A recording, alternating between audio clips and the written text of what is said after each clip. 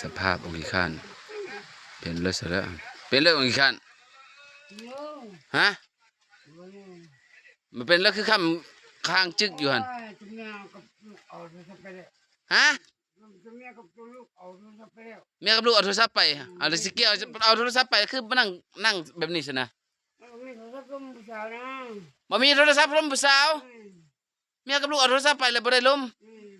อ๋อสิงอปานนั้นบ่โอ้ตายแท้ผู้สาวผู้ใดเนาะเฮ็ดให้องค์ข้านนี่ได้เงาใส่แบบนี้ผู้สาวทางใดอันบ่ได้โทรฮะ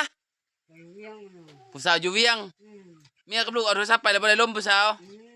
เด้เฮ็ดให้เขาเห็นมื้อวานนี่เฮ็ดให้เขาเห็นล้มผู้สาวลักล้มไม่บ่ฉลาดคือกันนี่กันไม่ฉลาดลักล้มจอบเห็นห่าลักล้มกองล่างไปล้มบ่อนอื่นไกลๆแล้ววะเขาจังบ่เห็นเขาจักล้มสาวซื้อหยังสาวอยู่เวียงหั่น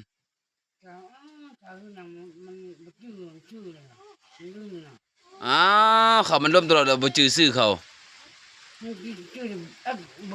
ชื่อแต่เบอร์เขาโอ้ตายแล้วองค์ขี้ข้านนี่องค์ขี้ข้านอกหักทุกคนเลย อกหักน้ำผู้สาวเวียงจันทน์แล้วบัดนี้ตายแท้บัดนี้ลูกกับเมียบัดยึดโทรศัพท์บัดนี้ยึดโทรศัพท์แล้วบ่ได้ล้มผู้สาวเพิ่นว่าโอ้ตายอย่าเฝ้าจ้อยตายย้อนผู้สาวเวียงจันทน์ได้เมียไปก็เลิกเมียบ่ฮู้เลยโอ้แม่นเมียเอาโทรศัพท์ไปล้มบ่าวซ้ำซะบ่บัดนี้ยันเมียยึดโทรศัพท์ไปล้มบ่าวซ้ำมันเขาให้เขาล้มบ่เจ้าบ่ได้ล้มได้ซั่นน่ะก็แล้ววับเด้อเจ้าทุบเลยจับโทรศัพท์ทุบทิ่มเลยแงะเลยโอ้ตายแท้บัดนี้องค์ขี้ข้านบ่ได้ล้มผู้สาวแล้วบัดนี้เศร้าแล้วเพิ่นโอ้ตายอีตนกันเด้อีตนคนอกหักไอ้เด้อีตนคนคิดฮอดผู้สาวเด้เป็นอันนี้บ่สภาพองค์ขี้ข้านว่ะสมพอจังบ่อยากถ่ายคลิปมึงคิดฮอดผู้สาวอยู่เมียยึดโทรศัพท์